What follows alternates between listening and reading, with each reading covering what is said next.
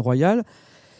Je vais vous proposer sans transition de passer à notre première table ronde thématique sur cette journée consacrée au bois énergie.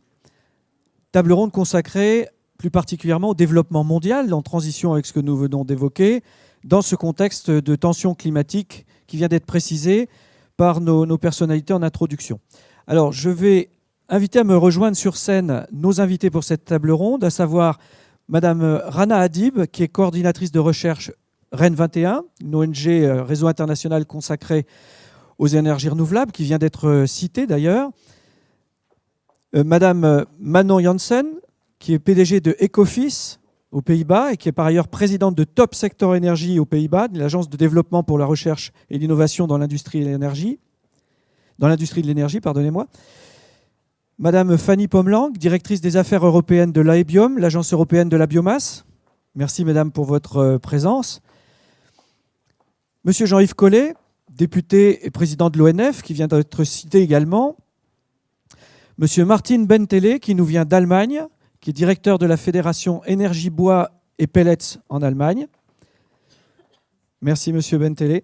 Et monsieur Jacques Pétry, qui est président directeur général d'Albioma, qui vous présentera dans quelques instants. Merci, mesdames, messieurs, pour votre présence et puis pour, en quelque sorte, la transition que vous allez nous proposer suite aux introductions qui viennent d'être faites, qui nous ont permis de rentrer dans le vif du sujet avec déjà un certain nombre de questions qui ont été évoquées. Alors, plutôt que de vous imposer une longue introduction complémentaire de l'introduction qui précède, je vais vous suggérer plutôt en premier tour de table, une première réaction à ce que vous avez entendu, les uns et les autres, si vous voulez bien, rebondir sur un point ou l'autre de ce que vous avez entendu. Mais peut-être avec une particularité, c'est celle qui consiste à peut-être demander la parole à Madame Lang, à proposer la parole à Madame Lang dans un premier temps, puisque vous venez d'être cité à travers le rapport que vous avez produit avec REN 21. Est-ce que vous voulez nous en dire quelques mots? Pardonnez-moi. Madame, pardonnez-moi, Madame. Je vous en prie. Je vous propose de réagir effectivement et en guise de transition en revenant sur ce rapport qui a été évoqué, qui est en droite ligne, en cohérence avec ce qui a été présenté précédemment. Tout à fait. Bonjour messieurs, dames. Je remercie monsieur Bell d'avoir mentionné le rapport. Je suis heureuse de vous informer qu'il y a des exemplaires en fait, du Executive Summary qui sont en distribution. Et j'ai amené juste 2-3 petits slides pour vous montrer où on en est au niveau international dans le développement des ENR. Ce rapport est justement un rapport annuel qu'on réalise en collaboration avec 300 experts du réseau REN 21, qui est un réseau multipartie prenante en fait, sur le statut des ENR au monde et qui permet vraiment, c'est le rapport le plus référencé en fait sur les statistiques, disons, et qui est une porte d'entrée pour les décisionnaires politiques, industrie, investisseurs. Ce qui était intéressant cette année-ci, je dirais, c'est que on a justement revu les 10 dernières années pour l'anniversaire de REN 21 et l'anniversaire de la première conférence énergie renouvelable, la Renewables 2004, qui avait lieu à Bonn en 2004. Et ce qu'on constate, c'est quand même un message très très fort, c'est que d'une part, les énergies renouvelables, en termes de capacité installée, énergie produite, ont en fait dépassé toute attente. Il y a une évolution de multipliée par 7 sur les capacités installées.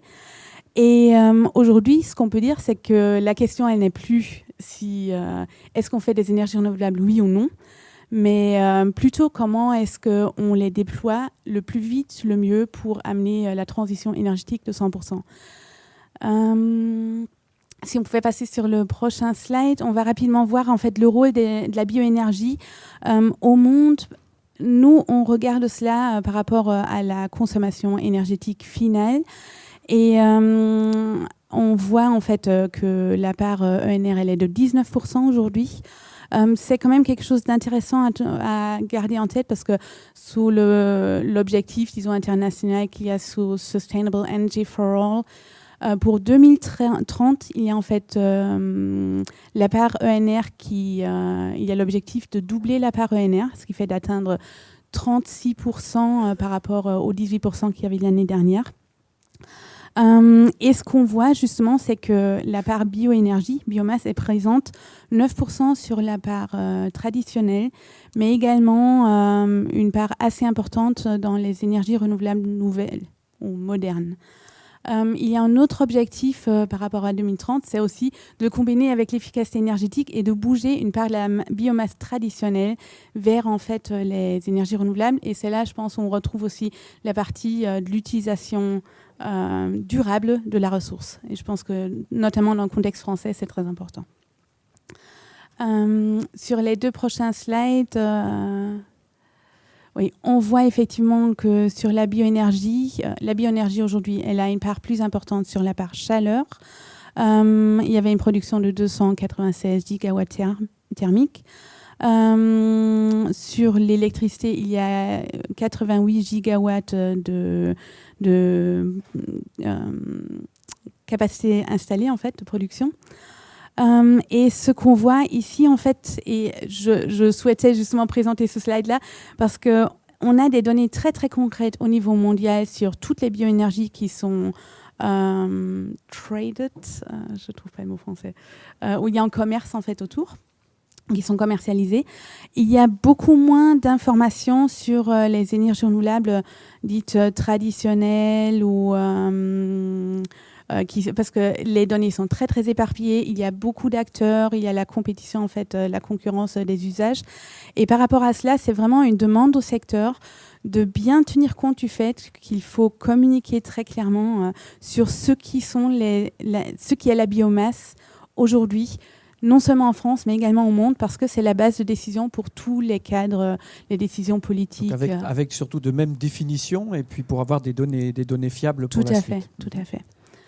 Bon, je ne vais pas présenter d'autres slides, vous allez voir les statistiques dans le rapport. Et moi, je pense que pour rebondir sur ce qui a été dit préalablement, je pense que ce qui est très très important, c'est de voir effectivement la biomasse dans le contexte d'un mix énergétique global et comment la biomasse, le rôle clé qu'elle peut justement aussi jouer par rapport aux autres énergies renouvelables. Et on a besoin d'un pilotage, d'un cadre réglementaire et politique qui soutiennent en fait le développement de la biomasse, mais également un pilotage très très complet et une planification aussi de la structure, des installations, des investissements. Mm-hmm.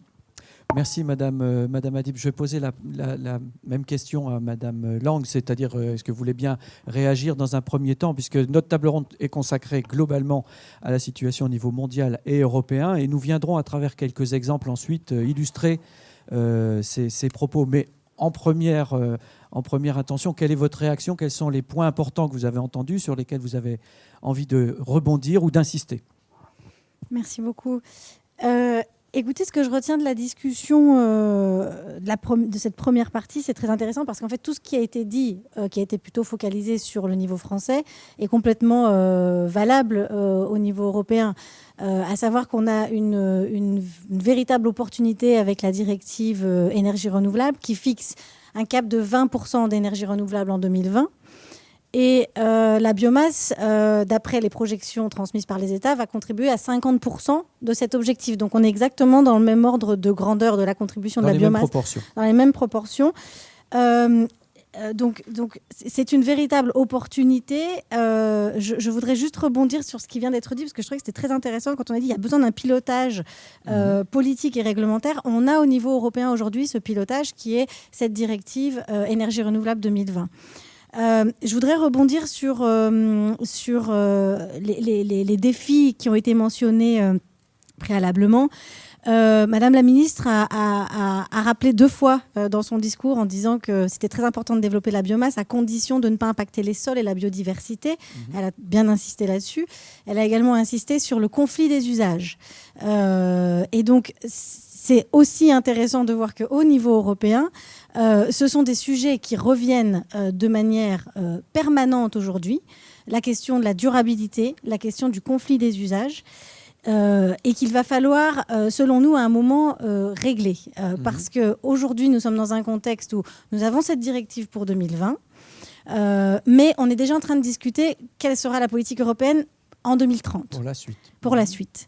Et vous n'êtes pas sans savoir que les renouvelables sont un petit peu attaqués aujourd'hui, notamment par le coût, c'est la crise économique, ça coûte cher. Donc il y a eu beaucoup d'optimisme dans ce qu'on a entendu avant, mais moi je vais amener une petite note de pessimisme en disant que les renouvelables sont fortement attaqués au niveau européen. C'est un petit peu le maillon faible aujourd'hui des discussions climat et énergie 2030.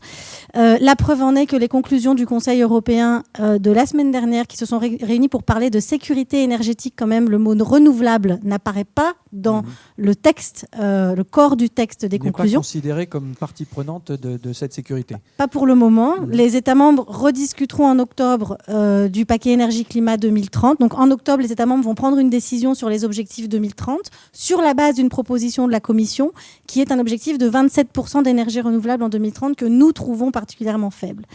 Et donc dans ce contexte d'attaque des énergies, d'attaque, je suis un peu forte, mais de critique, on va dire, des énergies renouvelables ou de manque d'ambition, en tout cas au niveau européen, dans ce package, la biomasse est encore plus, j'ai envie de dire, attaquée, critiquée, stigmatisée, en raison des impacts sur la biodiversité, conflits d'utilisation des terres, conflits avec les autres usages. Ça a été mentionné précédemment par Madame Schwartz, les émissions de gaz à effet de serre, beaucoup d'études, un paquet d'études qui sortent pour montrer que finalement la biomasse, est-ce que ça permet vraiment d'éviter des émissions ?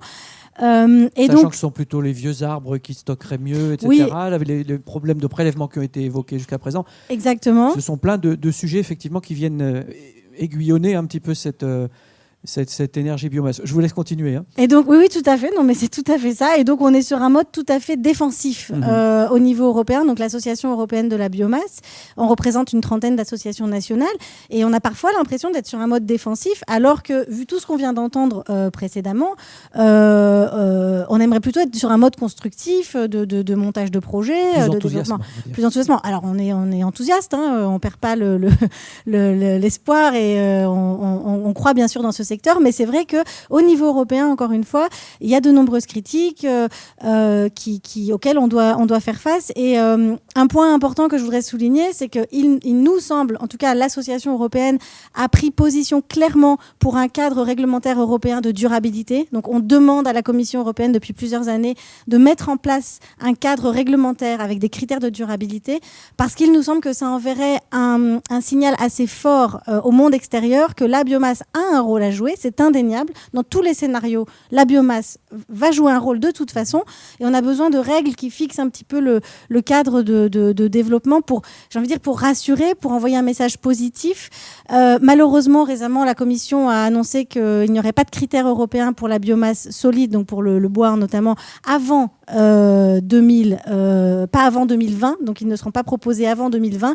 Donc peut-être une mise en œuvre pour 2030, mais du coup, ça laisse un petit peu le doute sur, encore une fois, les critiques qui continuent, toute la place pour le débat sur la durabilité sans cadre réglementaire. Donc ça, c'est un point vraiment important dans les discussions. Merci Madame Lang pour ce résumé puis cette première réaction. Je vais me tourner vers Madame Janssen. Je vous ai proposé différentes illustrations. Alors vous avez tout à fait vocation à parler au niveau européen également, mais peut-être en faisant un focus en particulier sur les Pays-Bas, où vous intervenez à 2 titres. Vous allez nous rappeler quelles sont vos missions.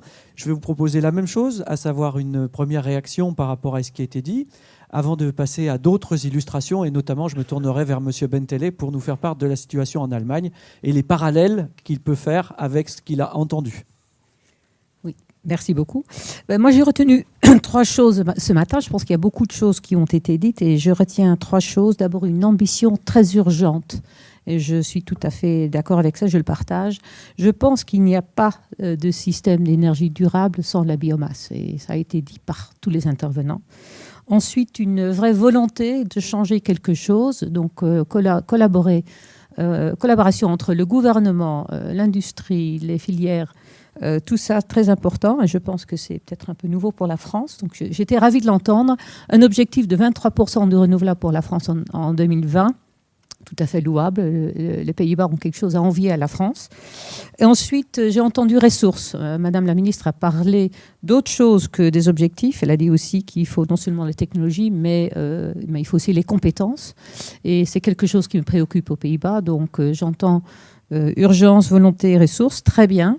J'étais aussi ravie d'entendre les présentations de M. Jouzel et Mme Schwartz. Ecofis les partage. Nous avons élaboré une vision en 2011 pour le WWF et nous avons en effet répondu à la question est-ce possible d'avoir un système d'énergie durable 100% en 2050 ? Nous sommes arrivés à une possibilité de 95% avec tout petit peu de nucléaire. Et nous avons aussi prévu une grande part pour la biomasse, 40%. Donc on partage, je crois qu'on est en accord violent entre tous les acteurs ici. La question que je me pose, c'est quid du plan d'exécution, hein. Donc on a parlé des objectifs. Mais pas de l'opérationnel encore. Voilà, et donc je m'occupe de ça aux Pays-Bas. Je suis ici en effet à 2 titres. J'ai un job normal, c'est-à-dire je gère une société de conseil en énergie internationale et nous sommes spécialisés dans les questions des solutions d'énergie complexes avec une passion toute particulière pour la transition d'énergie. Et je travaille aussi pour le gouvernement. Je suis la présidente du top secteur énergie. Il y en a 9 aux Pays-Bas, des secteurs extrêmement porteurs. Énergie en est une. Et mon job, c'est de développer l'innovation technologique et sociale nécessaire à atteindre nos objectifs en 2020, qui ne sont pas aussi ambitieux qu'en France. Mettre les objectifs, c'est pas très, très difficile, donc tout le monde peut les exprimer. Ensuite, les exécuter, ça c'est quelque chose de beaucoup plus compliqué. Donc ce que je fais avec les moyens du gouvernement, qui met quand même 40% des subsides de fonds sur la table, 60% qui viennent des autres parties, l'industrie, la grande industrie, les PME, mais aussi du monde de recherche, c'est de développer ce qu'il faut pour aller des 4,5% de renouvelables maintenant à 14% en 2020, 16% en 2023. Donc, c'est ambitieux aussi. Très ambitieux, oui. 5 ans et demi pour le faire.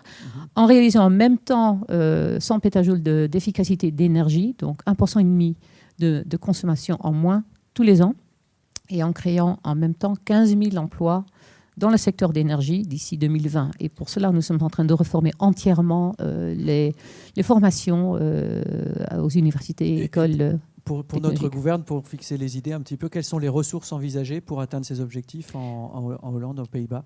Donc d'abord, il y a quand même les fonds. Hein, il faut absolument les fonds. Et en l'occurrence, aux Pays-Bas, c'est le ministère des Affaires économiques qui s'en occupe, qui a commis 3 milliards d'euros d'investissement d'ici 2023 pour réaliser nos objectifs de renouvelables.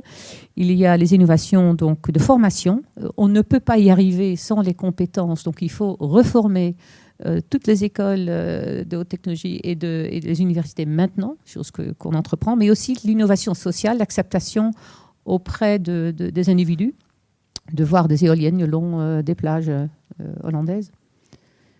Et donc c'est tout ça dont on s'occupe. Et donc j'aimerais beaucoup entendre comment la France va le faire, parce qu'on a peut-être quelque chose à apprendre. Alors merci pour cette transition, parce que c'est pour moi l'occasion de rappeler que ce colloque est très interactif. Donc ce sera le cas pour toutes les tables rondes. N'hésitez pas dès à présent à envisager des questions à l'attention des différents intervenants. Nous allons continuer ce tour de table pour faire connaissance avec les uns et les autres, bien évidemment. Mais je vous proposerai dans un deuxième temps d'échanger avec eux directement, au-delà des quelques questions de lancement que je pourrais leur proposer. Monsieur Bentele, vous êtes allemand, vous avez proposé de vous exprimer en français, je vous en remercie. J'espère que nous ne parlerons pas trop vite. Nous y prêterons attention. Je vais vous laisser, évidemment, vous aussi réagir si vous avez entendu quelque chose d'intéressant. Et puis surtout, nous faire part de ce que vous faites, ce que vous réalisez actuellement en Allemagne en matière d'énergie d'origine biomasse. Je rappelle que vous êtes donc vous-même directeur de la Fédération Énergie Bois et Pellets, donc granulés en Allemagne. Merci, Monsieur Le Cateau. C'est un grand plaisir pour moi d'être ici à Paris. Il ne faut pas parler trop vite pour moi et pas faire des phrases trop longues. Le plus intéressant pour moi, c'est que les situations en France et en Allemagne sont bien comparables en ce qui concerne le rôle qui joue le biomasse et avant tout le bois que je vois. Quelques mots pour notre condition naturelle. En Allemagne, ils sont vraiment bons pour le bois. À peu près 33% de l'Allemagne sont couverts par le forêt. Et avec 3,4 milliards de mètres cubes de bois. Je crois que nous disposerons des plus grandes réserves de bois en Europe. C'est un peu différent à France. 70% de notre bois sont résineux. L'industrie de scierie en Allemagne traite annuellement en moyenne entre 30 et 40 millions mètres cubes de bois. Oui, un mot pour le bois énergie en Allemagne dans une année avec une hiver moyen. La consommation peut apprécier à 25 millions de mètres cubes de plaquettes, 20 millions de mètres cubes de bois et 2 millions de tonnes de granulés de bois et à peu près 1 million de tonnes de briquettes de bois. La situation en ce qui concerne les énergies renouvelables, vous pouvez voir ici. À droite, c'est la chaleur et vous voyez, c'est aussi en Allemagne comme en France que le bois joue son rôle le plus important dans cette section avec 75%. En Allemagne, c'est comparé avec en France. Je crois, vous avez ici 80%. Oui. En ce qui concerne l'électricité, c'est pas si beaucoup pour le bois, mais à mon avis, c'est bien comme ça parce que l'efficacité de gagner l'électricité du bois est pas si moindre. Alors, c'est bien fait comme ça. Il semble bien, ce sont à peu près, ce sont plus de 100 TWh produits par le bois. Mais si on voit tout le marché de chaleur ou de chauffage en Allemagne, ce ne sont que plus que 10% que les chaleurs renouvelables aujourd'hui produisent. Et c'est pas beaucoup. Le gouvernement allemand a un objectif de 14% pour 2020. Et ce n'est pas sûr si on va atteindre cet objectif. Voilà, c'est la situation pour les énergies renouvelables. Oui, les défis pour nous à faire, c'est de transformer aussi le marché de chaleur. La politique, elle ne pense qu'au marché électrique parce que c'est relativement facile à régler. Le marché de chaleur, c'est beaucoup plus compliqué. Il y a beaucoup de questions en ce qui concerne les propriétaires, les loueurs, les locataires. Il y a des différentes tailles des bâtiments. Il y a toujours un investissement pour faire pour le propriétaire et ce sont toutes les questions qui ne sont pas surtout réglées. Des retours sur investissement qui sont beaucoup plus lourds, beaucoup plus longs. Et ce n'est pas réglé avec une stratégie pour 4 années. Et la politique, elle pense toujours à la prochaine élection. Et pour changer le marché de chaleur, à mon avis, il y a besoin d'une stratégie au moins pour 10 ans. Et c'est un peu la difficulté, comment on régler ça. Si vous permettez, Madame Lang, parler des attaques tout à l'heure, en tout cas des critiques qui sont faites. Est-ce que vous ressentez, au niveau européen en général, est-ce que vous constatez ces mêmes critiques dans votre pays en particulier ? Oui, c'est la même chose. L'ambiance a changé. Il y a 10 ans, ce n'était pas un problème. Aujourd'hui, les associations d'environnement, ils voient le bois énergie très critique. Et vous savez pour quelles raisons en particulier, sur quel argument, on demandera ça peut-être à d'autres intervenants, pour quelle raison principale, quelle est la raison principale, quelle est la critique principale de ces associations par exemple ? Ce sont les mêmes arguments que Mme Lang a dit, oui. Merci Monsieur Bentellet. Je vais continuer avec d'autres illustrations au niveau européen. Maintenant, on se rapproche du terrain français. Je vais me tourner vers Monsieur Petry, qui est déjà intervenu à ce colloque, et c'est l'occasion de prendre un peu des nouvelles de votre actualité. Monsieur Petry, je vous laisse rappeler votre activité rapidement. Peut-être également réagir à ce que vous avez entendu tout à l'heure en faisant le lien avec vos propres occupations. Merci et bonjour à tous. Donc, Albioma est une entreprise qui a changé de nom pour que son nom porte encore mieux la biomasse, c'est le cœur du nom. Auparavant, nous nous appelions Séchilienne SIDEC et on a éprouvé le besoin d'illustrer la stratégie du groupe, qui est un groupe dont le cœur de cible, le cœur de métier, c'est la cogénération biomasse, et en particulier de la bagasse qui est le résidu de la production du sucre à partir de la canne à sucre. Et nous avons commencé il y a plus de 20 ans dans l'outre-mer français, et aujourd'hui, cette compétence, nous l'exportons vers un pays comme le Brésil, où l'on considère que dans 10 ans, à peu près 20% de l'électricité produite viendra de la cogénération bagasse-biomasse. Donc on est sur un métier très porteur. Je reviens maintenant à la France et à l'outre-mer. Nous sommes le premier producteur d'électricité à l'île de la Réunion, le deuxième en Martinique et en Guadeloupe. Et notre cœur de métier, c'est donc la biomasse.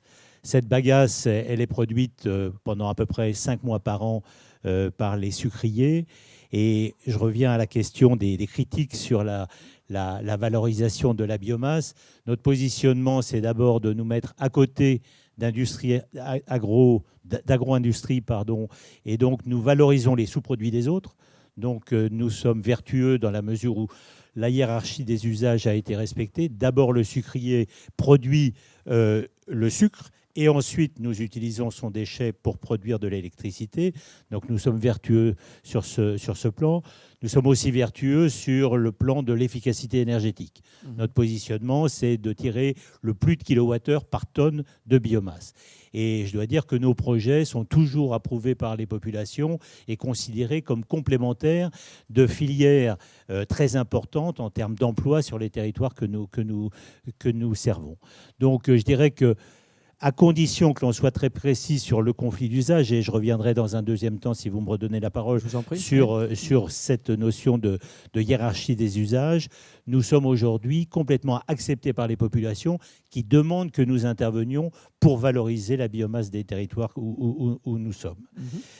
Et je dirais que dans ce que j'ai entendu ce matin, je crois que tout le monde est heureux de voir que la biomasse va jouer un rôle essentiel dans les politiques du pays. Je crois que la cogénération biomasse est un des axes qui doit être promu.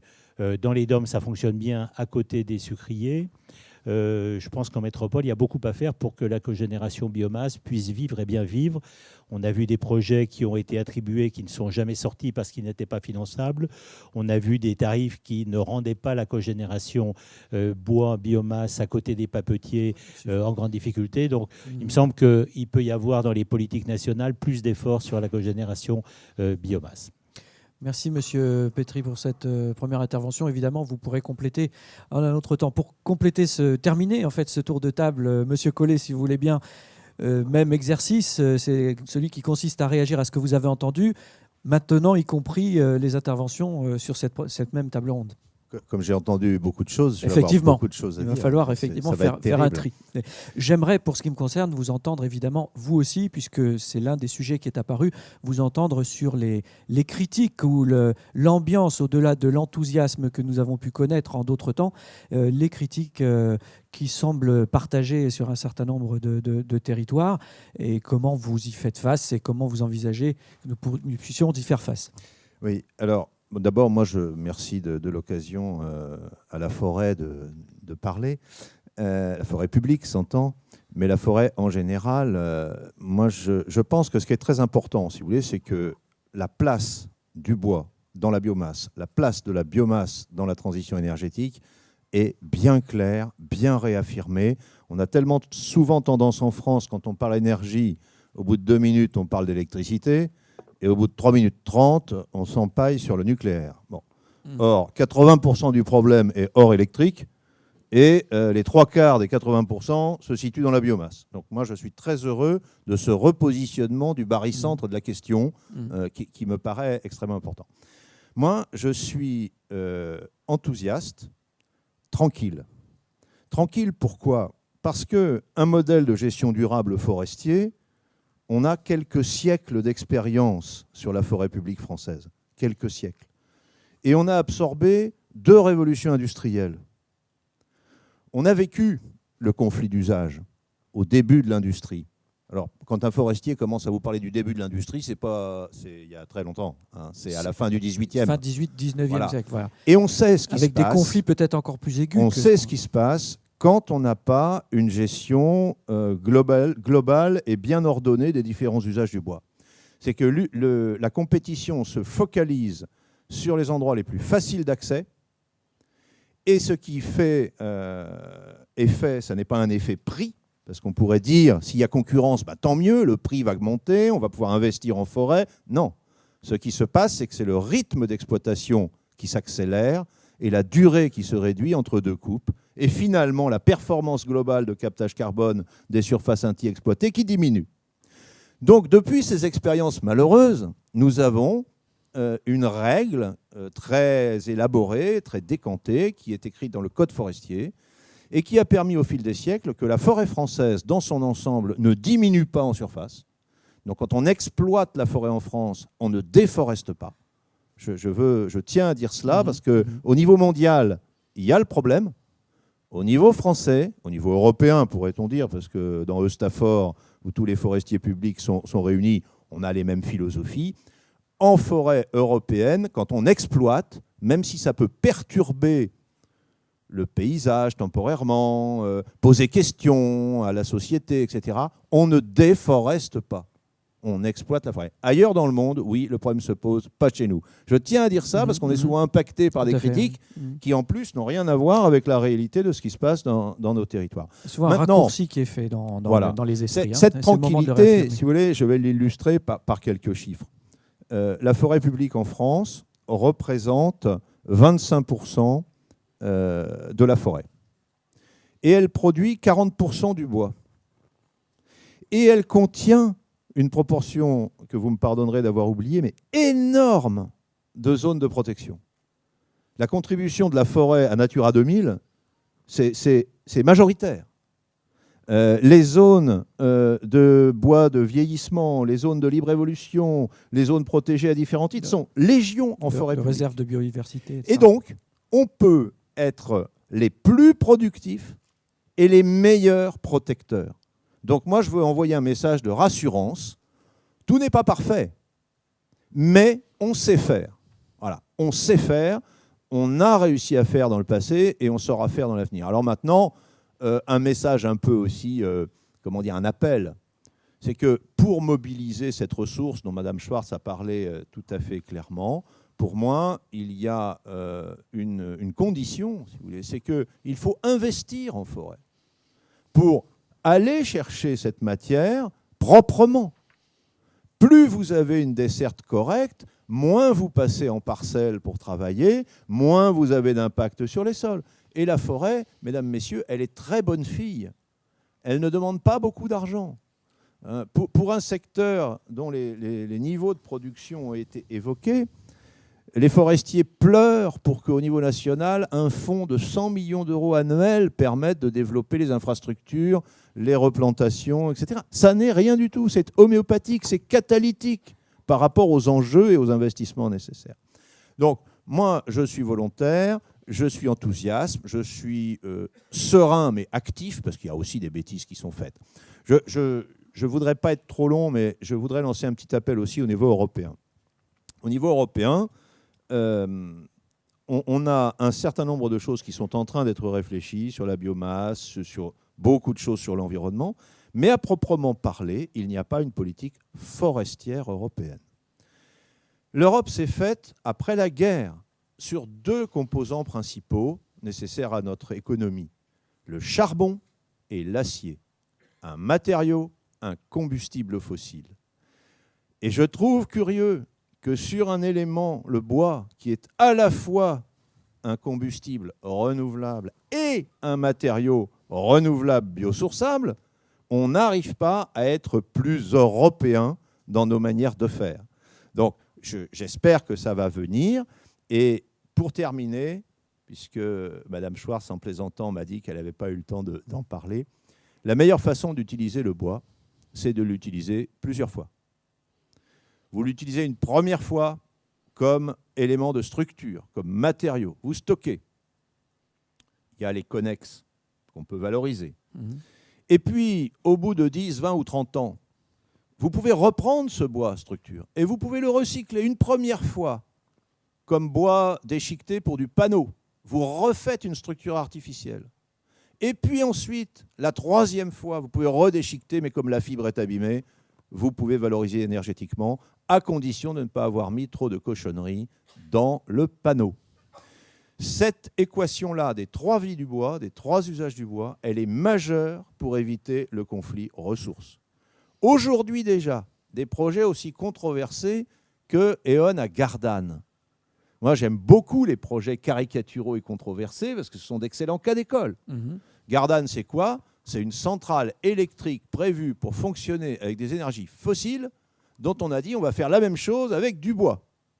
Ben, ce n'est pas la meilleure façon d'attaquer un système nouveau, bien entendu, parce qu'on a retrouvé tous les problèmes des uns et tous les problèmes des autres. Mais néanmoins, finalement, ils se sont dit que pour améliorer le rendement, il fallait effectivement avoir recours à du bois recyclé.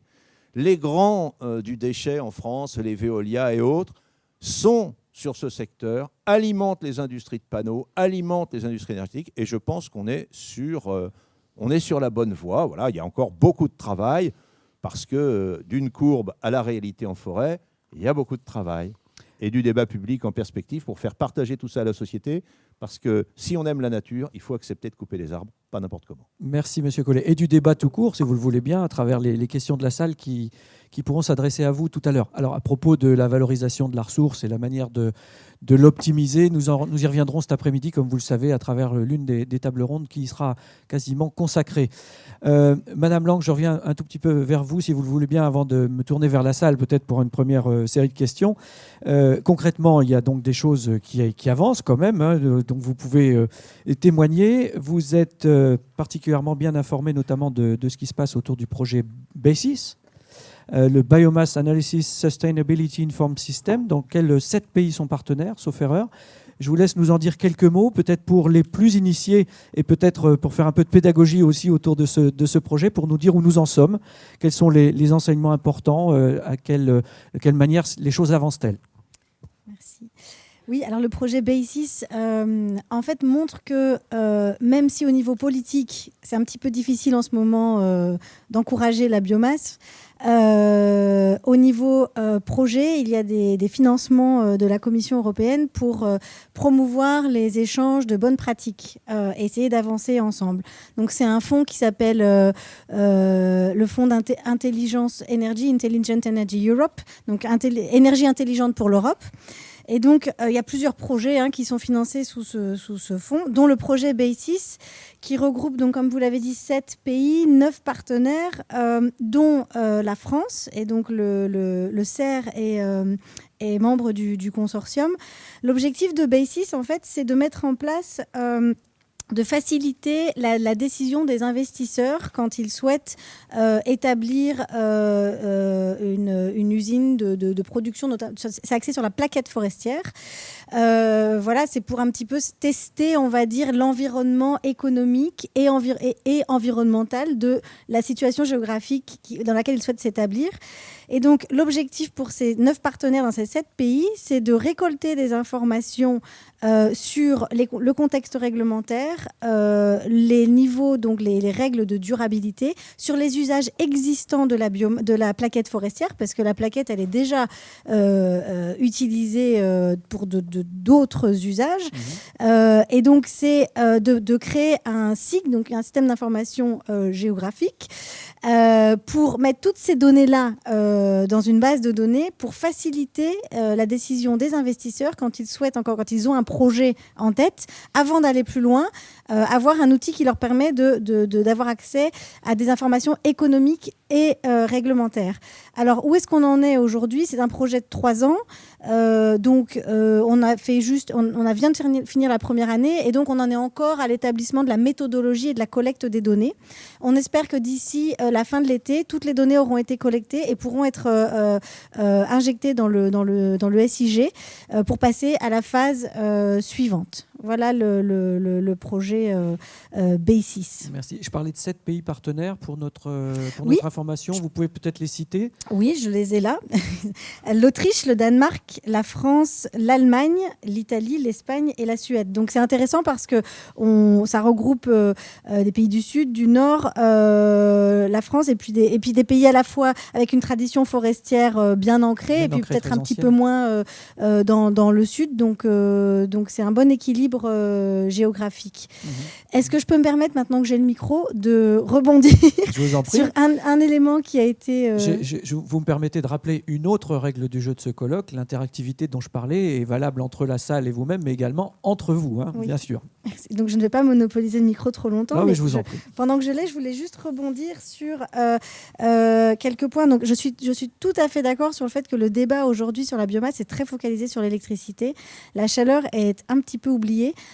Et c'est très vrai au niveau européen aussi. Donc on essaye, nous, à la EBIOM, de faire des partenariats avec l'association du solaire, de la géothermie, pour montrer le potentiel de la chaleur renouvelable, incluant évidemment la biomasse. Et pour répondre à votre question sur d'où viennent les critiques, en fait, pourquoi aujourd'hui on est dans une situation où la biomasse est très critiquée, je vois deux raisons, il y en a certainement d'autres, mais une première raison est sans doute que l'utilisation du bois pour l'énergie, c'est plus un petit usage, on n'est plus un petit joueur dans la cour d'école, et donc forcément on est plus exposé du coup. On est plus exposé. Voilà, donc je pense que c'est à la fois, c'est peut-être aussi un bon signe parce que ça montre que la biomasse, le bois énergie, a pris de l'importance. Et quelque part, ça a créé des craintes. Et une autre raison probablement de ces critiques, c'est on se focalise beaucoup là aujourd'hui sur l'usage local de la biomasse qui est bien sûr prépondérant, mais il ne faut pas oublier qu'on importe, enfin au niveau européen, on importe de la biomasse, on va en importer de plus en plus, en très large volume, et donc je pense aussi que ça crée des questions, ça suscite des doutes, des questions. Et encore une fois, je suis complètement d'accord sur le fait qu'on a des siècles de gestion forestière, on ne va pas réinventer les choses, on doit construire sur ce qui est existant. Néanmoins, je répète qu'il me semble que la responsabilité du secteur bois-énergie, c'est que puisqu'on sait bien faire, c'est notre responsabilité de l'expliquer, d'éduquer, de communiquer. Et donc, pourquoi s'opposer à une règle, enfin, s'il y a une dimension réglementaire sur la durabilité, ne devrait pas nous faire peur, puisque ce qu'on fait est durable et on sait le faire. Donc, je pense que les deux sont complètement conciliables. Merci Madame Lang. Effectivement, de manière transversale, on entend bien cette problématique d'information, de réassurance qui va présider pour la suite et qui sera tout à fait fondamentale et un facteur clé du succès de la filière et de son installation dans la durée. Cela m'inspire un lien avec Monsieur Petri qui parlait de priorité, notamment en termes de ressources, matières premières tout à l'heure. Alors, vous avez cité la principale ressource sur laquelle vous travaillez, la bagasse, qui est issue de la canne à sucre. C'est une activité saisonnière, donc j'imagine que vous devez faire tourner vos installations sur une plus longue durée. Comment est-ce que vous procédez en termes de priorité, justement ? Et quelle est la part, si elle existe, on parle d'importation, est-ce qu'il y a des mouvements de ce type pour votre propre usage ? Alors effectivement, dans l'outre-mer français, la production de canne à sucre dure à peu près 5 mois par an. Et comme nous produisons de l'électricité pour les populations tous les jours de l'année, il faut trouver d'autres combustibles. Et dans nos anciens projets, nous brûlions du charbon. Et dans tous nos nouveaux projets, nous allons brûler 100% de biomasse. D'où viendra cette biomasse complémentaire, donc à côté de la bagasse ? Eh bien là, on a établi, et c'était à l'écran tout à l'heure, nos priorités pour justement être inattaquables en termes de conflit d'usage. Donc d'abord la bagasse, donc le résidu de l'industrie sucrière, puis toute autre forme de résidu du sucre, je pense aux vinasses et autres sous-produits qui pourraient être valorisés peut-être par d'autres formes, je pense à la méthanisation. Les déchets verts, et nous brûlons aujourd'hui des déchets verts qui sont criblés, qui sont préparés par les collecteurs de déchets, les résidus bois, et tout ce qui peut être résidu bois sans que ça ait le caractère déchet, parce qu'il y a un problème de classement selon qu'on est produit ou déchet, c'est un sujet qu'on pourrait évoquer, puis tous les déchets produits par les cyclones. On est en zone cyclonique, par exemple, à La Réunion. Quand un cyclone passe, il y a des montagnes de déchets verts à brûler.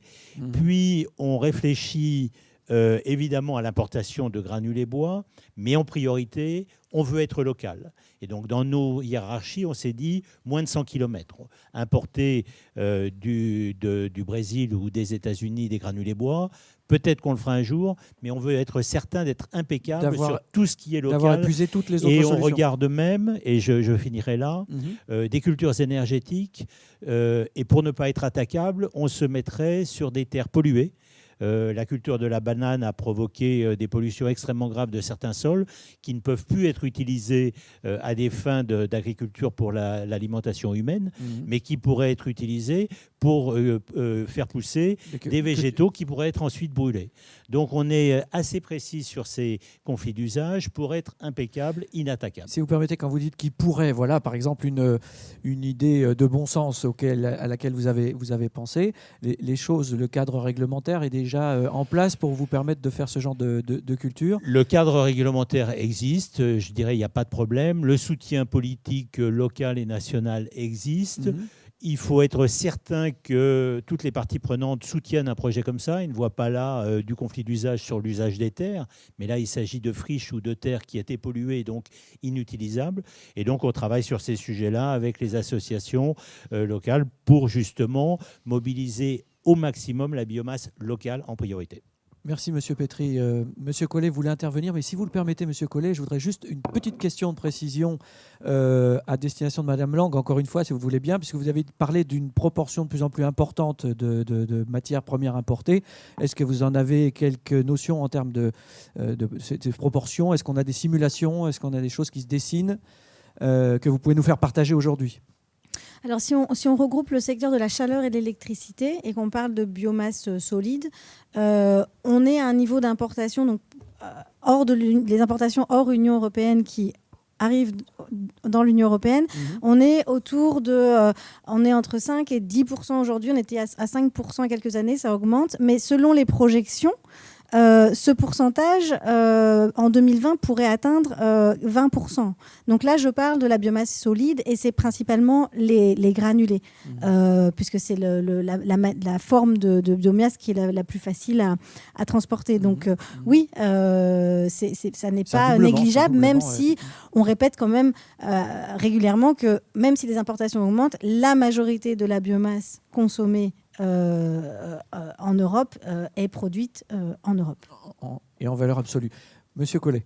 Oui, je voulais faire un petit commentaire sur le problème des réticences. Pourquoi les réticences apparaissent? Je pense qu'on est en train de changer complètement de système entre le citoyen et le consommateur. Dans les énergies fossiles, même nucléaires, vous avez des contraintes liées à la production de ces énergies qui sont fortes. Une raffinerie, une centrale, enfin c'est fort, c'est marquant, mais c'est très limité. Et quand vous êtes proche du projet de centrale, etc., qu'est-ce que vous faites? Vous êtes contre, donc vous vous battez contre, et puis vous perdez, parce qu'on implante, mais on compense par beaucoup de compensations financières sur un tout petit espace. C'est toute l'histoire de l'implantation des centrales nucléaires en France. Le problème de la biomasse, c'est qu'on ne peut pas faire ça. On ne peut pas dire, la biomasse, ne vous inquiétez pas, on va la prendre là, dans un tout petit endroit. Oh, ça va beaucoup gêner à cet endroit-là, mais on va compenser d'une façon ou d'une autre très fortement sur cet endroit, et partout ailleurs, vous pourrez rester dans votre canapé, bien chauffé, à regarder la télé, il ne se passera rien. La biomasse, elle est partout. Et donc, dès lors qu'on décide en tant que citoyen qu'on va mobiliser la biomasse pour satisfaire nos besoins de consommateurs, et bien, immédiatement, dans le miroir, eh ben, le consommateur voit le citoyen et le citoyen voit le consommateur. Et la personne qui croyait que ça ne se verrait pas, ben, elle constate que pas loin de chez elle, effectivement, il se passe des choses. Et il nous faut donc résoudre cette affaire-là d'une autre manière. Les centrales, c'est le domaine de l'enquête publique.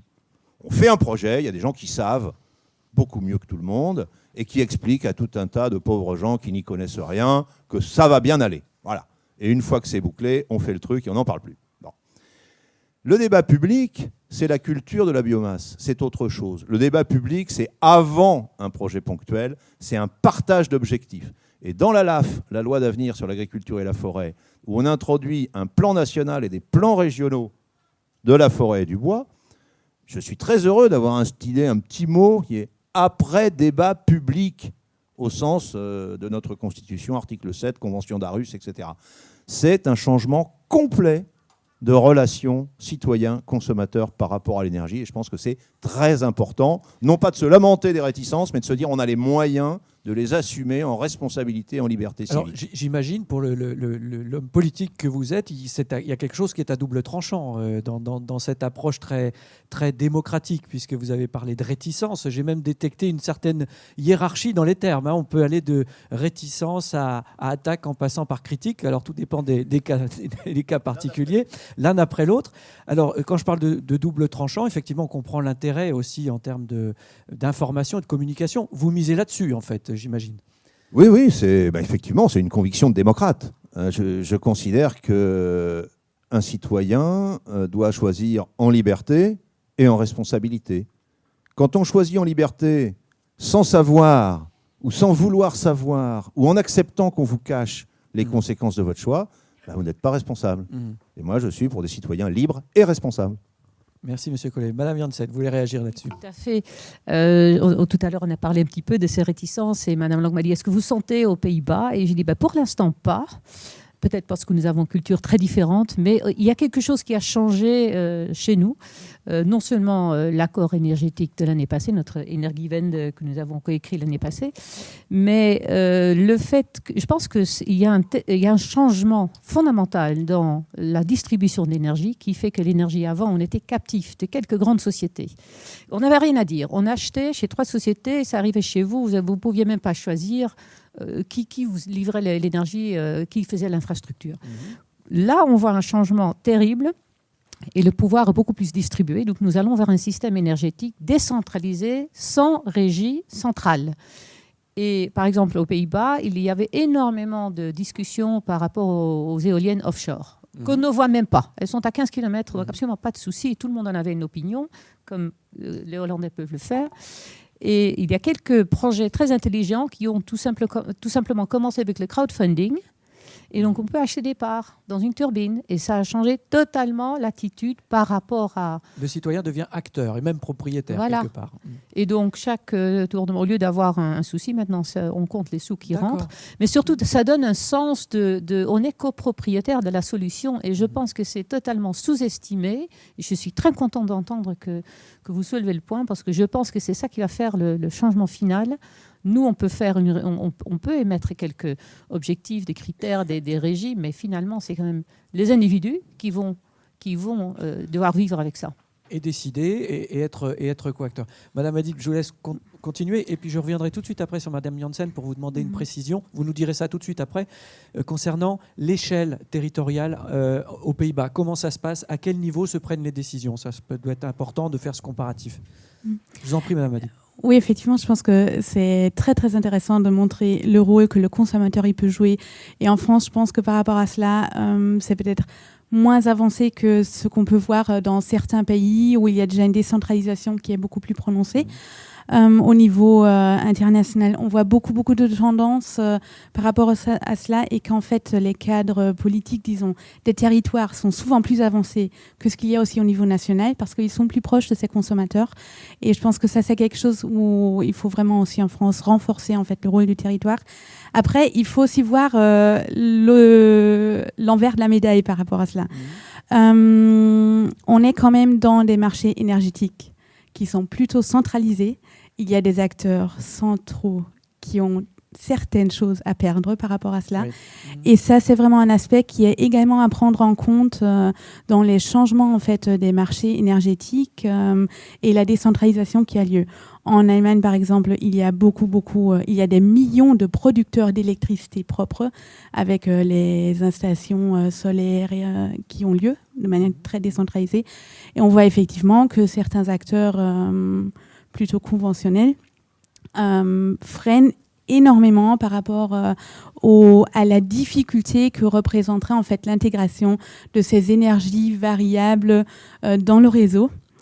Bien qu'on ait des exemples de, par exemple, l'Espagne ou le Danemark, où il y a des jours où on peut atteindre 70-80% d'électricité qui provient de l'éolien et du solaire. Et je pense que c'est quand même une conscience aussi à avoir au niveau politique qui font accompagner également la transformation de ces secteurs énergétiques vers quelque chose de plus décentralisé. Et clairement, le coût, c'est quelque chose, et aussi les subventions qui existent dans ces secteurs-là.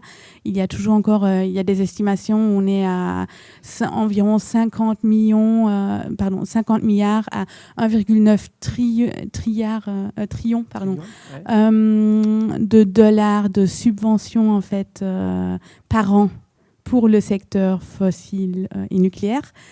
Et en jouant là-dessus, on pourra aussi rendre justement les ENR compétitifs sans forcément les subventionner. Rééquilibrer les choses. Ce qui va à nouveau aussi amener un autre intérêt des consommateurs. Merci Madame Hadi pour cette analyse. Ce rappel, je pense qu'un certain nombre d'acteurs comprennent bien votre message que vous avez voulu dire. Je ne sais pas à quel stade dans la chronologie nous en sommes, si nous sommes sur le bon rythme pour ces changements. Mais c'est l'avenir qui nous le dira prochainement, notamment avec ces échéances qui sont très proches. 2020, 2030, ça va très vite, comme l'a rappelé le ministre tout à l'heure, qui va nécessiter une certaine accélération des choses, comme vous le faites en Hollande, Madame Janssen. Donc je vous repose cette question. Quelle est l'échelle territoriale où se prennent les décisions? Pour essayer de comparer, et vous connaissez très bien la France également et le découpage administratif français, je vous laisse éventuellement en faire la comparaison. Je pense que nous avons un marché plus libéralisé que la France. Le gouvernement essaie de réglementer, de gouverner le marché d'énergie. Ils disent très ouvertement qu'ils se sont plantés. Ils ne savent pas faire. Ils ont libéralisé. Ça ne marche pas très bien non plus. Donc, au fait, c'est très reparti. Il y a des décisions de réglementation qui sont prises au niveau national. Il y a un mouvement très accéléré vers un pouvoir décentralisé, donc les provinces, chez nous, pas les régions, mais les provinces, qui deviennent plus grandes ou plus consolidées. Donc, il y a beaucoup plus de pouvoir de décision à partir de cette année-ci dans les provinces. Par exemple, moi, dans le top secteur énergie, j'ai je gère un fonds de presque 400 millions d'euros par an. Dans les régions, les provinces, il y a plus de 500 millions en plus. D'accord. Donc, ils ont plus de fonds que nous, on en a au niveau national. Et ensuite, il y a énormément d'initiatives de petite taille qui se forment, qui sont constituées de parfois 20 foyers, un petit village. Ce sont des communes, ce sont des associations de citoyens, des consommateurs. Des initiatives privées. Des initiatives privées pour mettre des panneaux solaires sur le toit d'école, pour acheter une turbine qui ne fonctionne plus très bien, qui remettent à neuf, pour investir dans un petit réseau de chaleur. Donc, au fait, c'est très, très varié, c'est très bien distribué. Et le fait qu'il y a ces petites initiatives qui souvent n'ont absolument pas besoin de subsides du gouvernement parce qu'ils se débrouillent très bien, qui changent totalement la façon d'agir. Et je pense, en plus, avec les technologies qui arrivent, là, je ne parle plus de la biomasse, mais quand on regarde ce qui va arriver dans le solaire, etc., je pense que d'ici 2-3 ans, la technologie arrivera tout droit chez le consommateur final et l'effet de disruptive technology va vraiment accélérer l'acceptation de l'énergie renouvelable. Nous sommes un pays de gaz. Notre problème est très différent de la France. On a encore 12 années de gaz dans le sol. Donc après, on sera importateur de la Russie. Ça ne nous plaît pas beaucoup. Et en plus, sortir les 12 dernières années des gaz provoque pas mal de problèmes. Il y a pas mal de tremblements de terre dans le nord. C'est difficile à croire, mais il y en a. Et là, tout d'un coup, on devient très territorial. Quand votre maison s'effondre, on s'intéresse beaucoup à ce que les sous qu'on a contribués au gouvernement à La Haye depuis 60 ans, est-ce qu'ils reviennent chez moi? Et donc, il y a une dynamique pour l'instant qui change et que j'appelle décentralisée. Et je pense que on n'a pas encore fini de voir ce que ça va changer dans le pays. Alors, ce qui est très intéressant dans ce que vous dites, dans les initiatives locales, c'est d'autant plus important, j'imagine, dans un petit pays, si vous permettez, en termes de surface, mais surtout par rapport à la densité de population que vous avez, parce que vous disiez tout à l'heure, pour l'instant, les critiques ne sont pas encore très, très virulentes. Donc c'est ce type d'initiative qui compense un petit peu le risque de voir apparaître des projets qui vont poser de plus en plus de questions. Tout à fait. Je pense que les critiques ont été très virulentes sur différents projets. C'est du passé pour vous. Pour l'instant, il y a un sentiment de on va le faire nous-mêmes. C'est vrai qu'on a un petit pays, beaucoup plus dense que la France, donc on est obligé de cohabiter, de coopérer.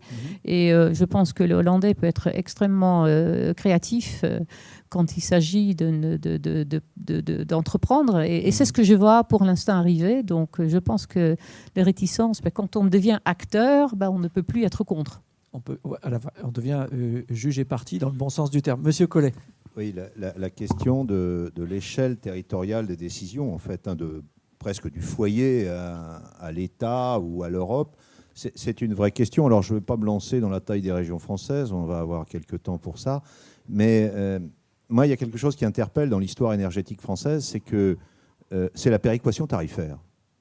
C'est qu'en fin de compte, la justification de la centralisation était double. Elle était à la fois technologique, puisque c'était la technocratie au sens premier du terme, les ingénieurs des mines et des ponts au service de l'État colbertiste portaient le progrès au cœur du territoire.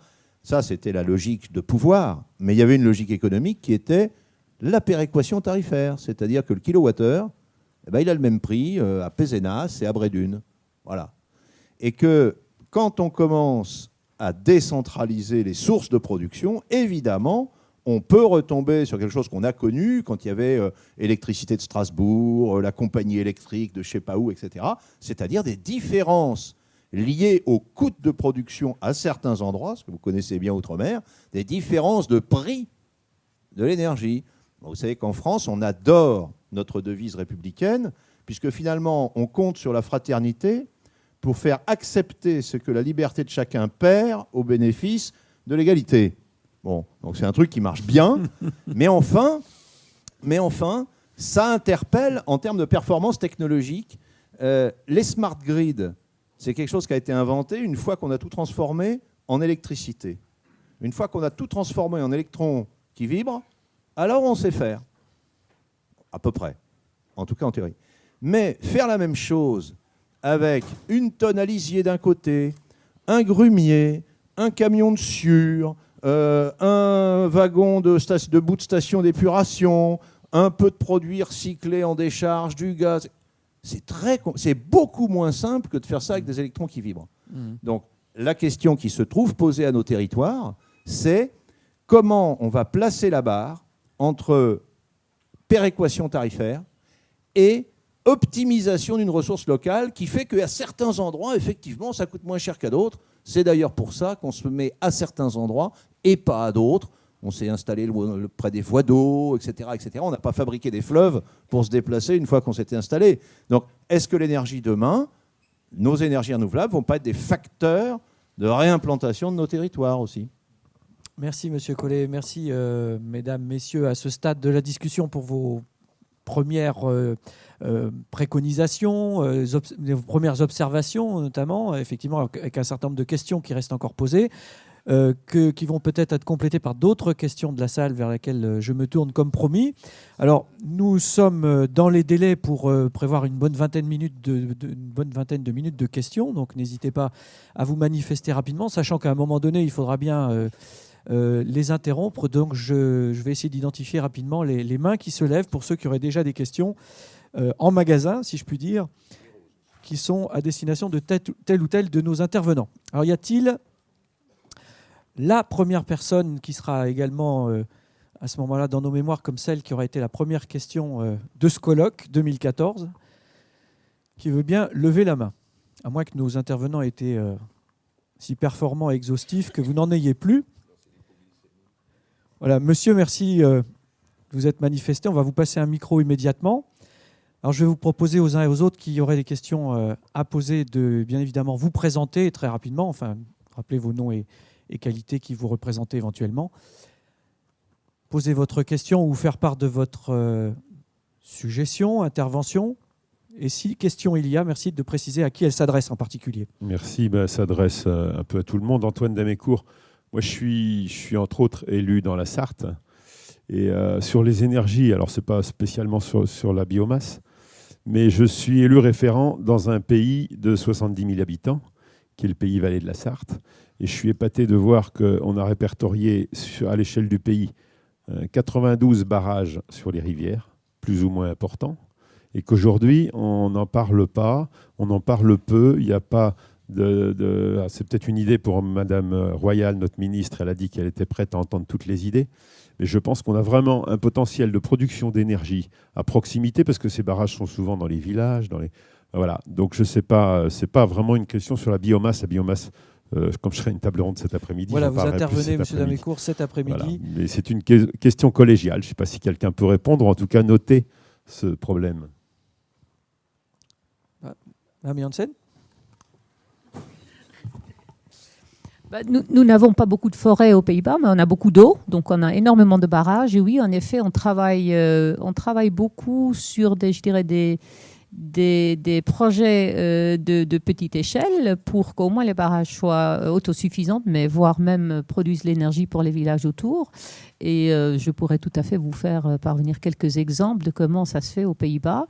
Il y a une très bonne coopération entre ce qu'on appelle le Waterschappen, donc la société des eaux. Je ne sais pas trop comment on traduit en français, mais il y a des organismes qui s'occupent vraiment de ça, et le secteur de l'énergie, parce qu'il y a des possibilités. Et on est d'abord, pour l'instant, en projet pour le ministère de l'Infrastructure et de l'Environnement. Donc, je me ferai un plaisir de vous envoyer toutes ces informations. Merci d'avance. Madame Lang ? Oui, en complément, mon bureau se trouve à côté de l'association européenne de la petite hydroélectricité. Donc, de même, si vous êtes intéressé. Mais en fait, ce que je voulais juste signaler, c'est que quand on regarde les projections des États membres encore pour atteindre l'objectif de 2020, c'est vrai que la part de l'hydroélectricité est relativement stable. On l'a vu aussi sur les transparents précédemment. Donc c'est vrai qu'a priori les États membres ne comptent pas sur l'hydroélectricité pour vraiment atteindre cet objectif. Alors est-ce que c'est une question, est-ce qu'ils estiment que le potentiel a été atteint? Mais en tout cas, cette association européenne travaille sur les petits projets. Il y a peut-être une autre raison objective aussi, c'est pour complexifier un petit peu la question, c'est le problème de continuité écologique que je crois pouvoir partager avec vous, de continuité écologique des cours d'eau qui sont parfois contradictoires avec les obstacles. Donc je crois que ça complique un petit peu aussi cette évolution. Je vous laisse terminer. Merci. Monsieur Collet, vous aviez je voulais vous dire effectivement qu'en tant qu'hydraulicien de formation, la question me va droit au cœur. On a vu sur les grands schémas effectivement la part relativement plate de l'hydroélectricité. En revanche, elle peut avoir un intérêt considérable en termes de stockage, des intermittences. Puisque l'eau, ça peut aller dans les deux sens, ça fournit de l'énergie en descendant et ça en demande un peu en montant, sauf quand elle monte dans les papiers buvards, mais les débits ne sont pas suffisants après pour turbiner ce qui redescend.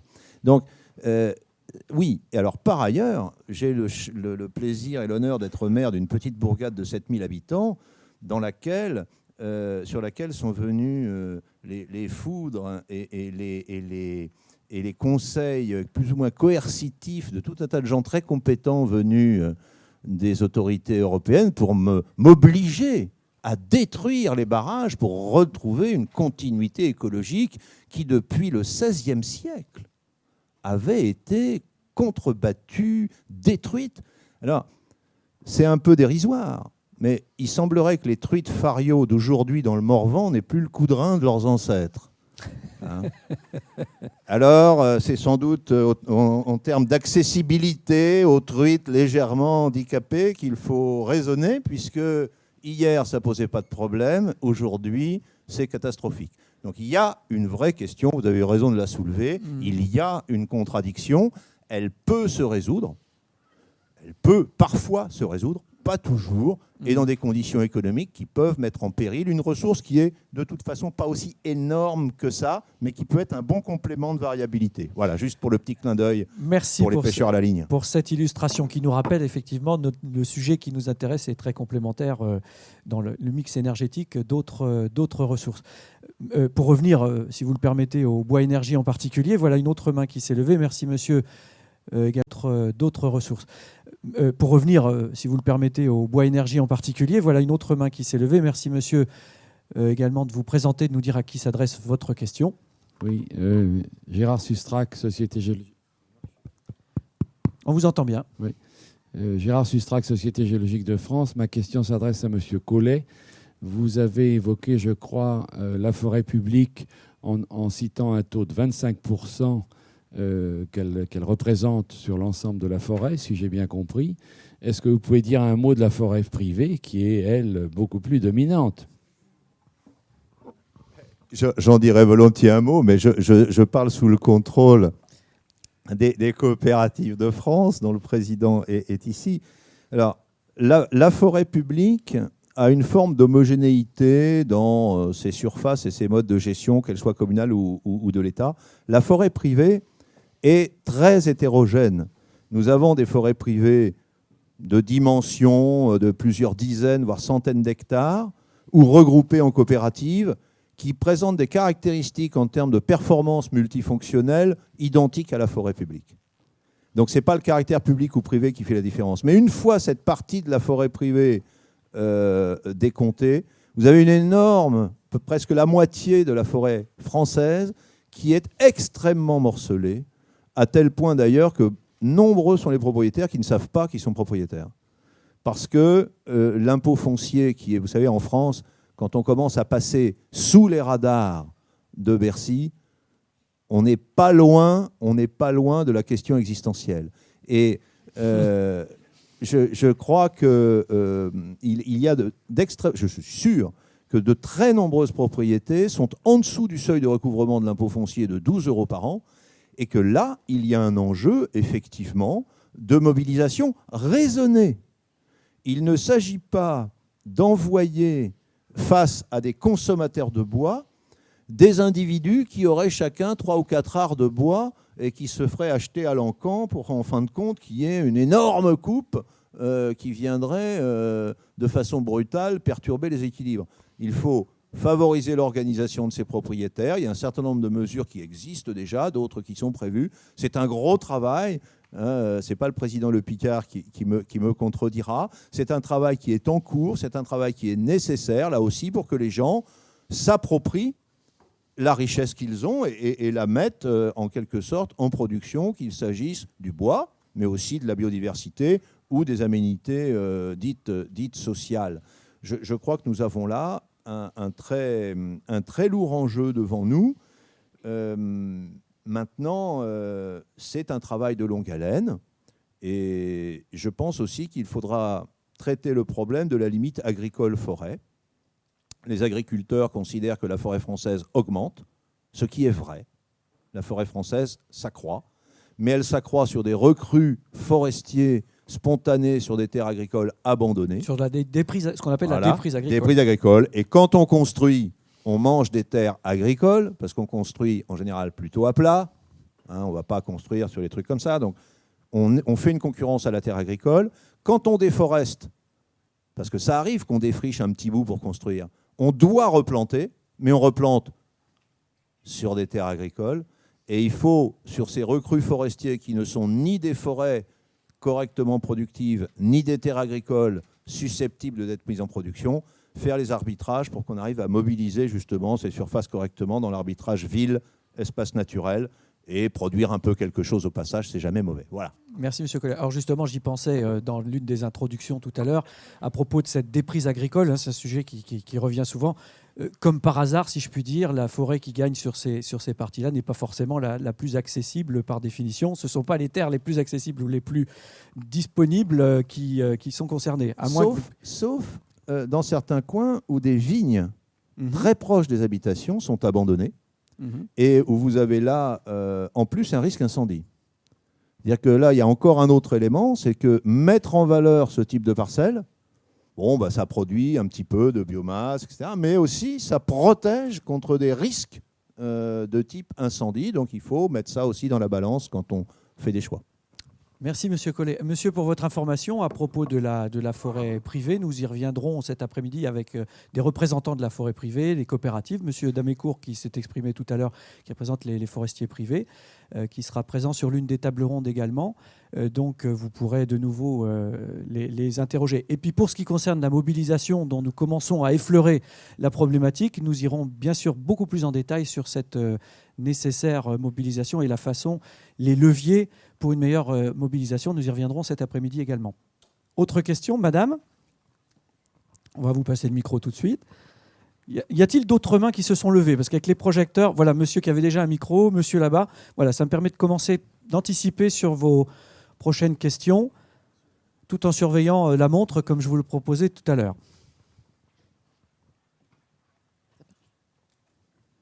Allez-y, madame. Oui, on est dans une table ronde qui parle de développement mondial du bois. Alors, j'ai oublié de me présenter. Martine Kubler-Mamlouk, je suis représentante permanente adjointe de la France auprès de l'IRENA. Donc particulièrement sensible, bien entendu, à la dimension mondiale. Or, nous sommes pour le moment dans un débat qui montre bien les problématiques européennes et je dirais dans des perspectives relativement optimistes. Je partage de ce point de vue l'expression de M. Collet sur un paysage qui est relativement, malgré tout, positif et qui peut nous rendre optimistes. Les choses sont moins évidentes au niveau mondial, non pas que les biomasses ne constitue pas probablement une des clés essentielles de la lutte contre le changement climatique et de la transition énergétique. L'IRENA a mené des travaux extrêmement intéressants sur la feuille de route 2030 et selon ses estimations, elle estime qu'on pourrait, si on le voulait, si on y mettait les moyens, atteindre non pas 30 mais 37% de renouvelables en 2030 à partir de la biomasse. Ceci étant dit, vous l'avez dit tout à l'heure, l'exploitation de la biomasse, et en particulier de la forêt, est de loin pas aussi durable dans le reste du monde qu'elle est en Europe. Donc ma question, elle est double. Si on veut mobiliser, si on veut convaincre, et si on veut mobiliser, dans la perspective de la conférence climat en 2015, rapidement et fortement, quelles sont les propositions que nous pouvons mettre en avant pour accompagner à partir de notre savoir-faire, à partir de nos expériences et en nous appuyant sur nos entreprises, un développement d'une stratégie durable du développement de la biomasse au niveau mondial, éventuellement d'ailleurs en appuyant l'IRENA dans ses travaux. Merci madame pour cette question qui nous retransporte effectivement à l'échelle qui concerne cette table ronde. Madame Adib, vous voulez réagir? Je vous laisse vous saisir d'un micro. Merci. Effectivement, je partage complètement votre avis que la situation elle est beaucoup plus critique dans d'autres régions en fait, du monde qu'en Europe. Je sais que justement dans le cadre du Global Tracking Framework qui est réalisé en fait sur le statut des énergies renouvelables sous le Sustainable Energy for All, dont je ne sais pas comment on l'appelle en français d'ailleurs. Il y a des travaux et beaucoup de discussions sur cette thématique de introduire en fait des paramètres de durabilité sur la bioénergie, essayer de faire des évaluations en fait au niveau des pays. On se rend compte que, notamment dans les régions où la gestion non durable des ressources biomasse présente de grands problèmes, il n'y a quasiment pas de données réelles sur quelle est réellement la ressource existante, quels sont les usages. Et par rapport à cela, il faut vraiment dire qu'il y a, même avant d'amener, en fait, ou bien avant de pouvoir prendre une décision quelconque, les acteurs publics, et je sais, l'IRENA justement travaille très fort là-dessus, il y a la Banque mondiale travaille dessus également, de sensibiliser justement les pays au fait qu'ils doivent commencer à collecter de manière continue des données sur quelles sont les ressources, quels sont les usages, quelles sont les capacités installées. Malheureusement, ce n'est pas un sujet, c'est plutôt un travail très fastidieux. Ce n'est pas un sujet hyper, je sais pas, hyper branché, non branché c'est pas le bon mot, mais hyper sexy, disons, au niveau politique. Ce n'est pas le plus motivant. Au niveau décisionnaire politique, mais c'est quelque chose qui est réellement nécessaire pour après justement pouvoir développer des indicateurs de gestion durable de la biomasse. Il y a un grand besoin, je pense que l'IRENA en a conscience et mène un travail auprès justement des pays. Par contre, nous, on se rend compte notamment justement dans la réalisation de nos études globales mais également régionales. Récemment, on va publier une étude sur la région comment ça s'appelle ICRI, c'est ICRI en Afrique de l'Ouest. CDAO, je pense que c'est en français. Et on se rend compte qu'il n'y a pas de données et que personne s'y intéresse et que les décisions sont prises sur en partie des données qui ont 10 ans, 15 ans, 20 ans et qui ont beaucoup évolué et qui sont du coup. Merci Madame Adib. Question suivante, monsieur qui avait le micro, et ensuite, tout de suite après, je crois que c'est le monsieur qui s'était manifesté. Bonjour, je suis Jean-Michel Sylvestre, je suis le patron de Charmont. On est présent sur les 3 piliers de la filière du granulé de bois. J'ai 2 questions, une pour Fanny Pomme et une à partager avec Monsieur Collet et Madame Adib.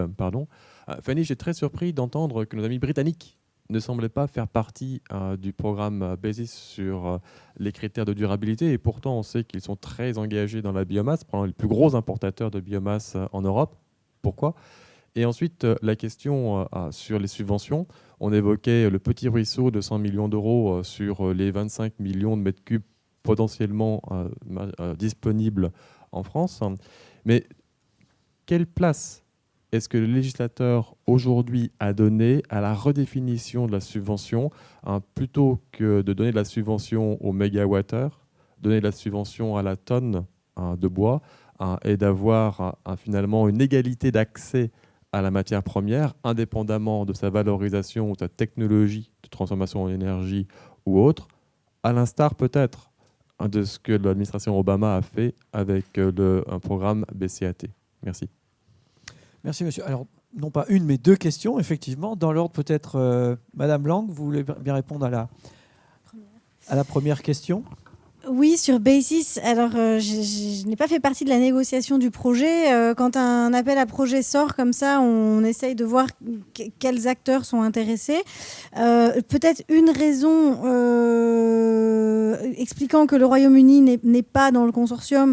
Est-ce que ça peut être... Oui, effectivement, le Royaume-Uni importe et va être le plus gros importateur de biomasse, mais quand même focalisé beaucoup sur les pellets, sur les granulés. Basis, c'est un projet qui est focalisé sur la plaquette forestière avec des projets, on va dire, je pense que l'objectif, c'est d'aider les investisseurs pour les projets de petite à moyenne taille.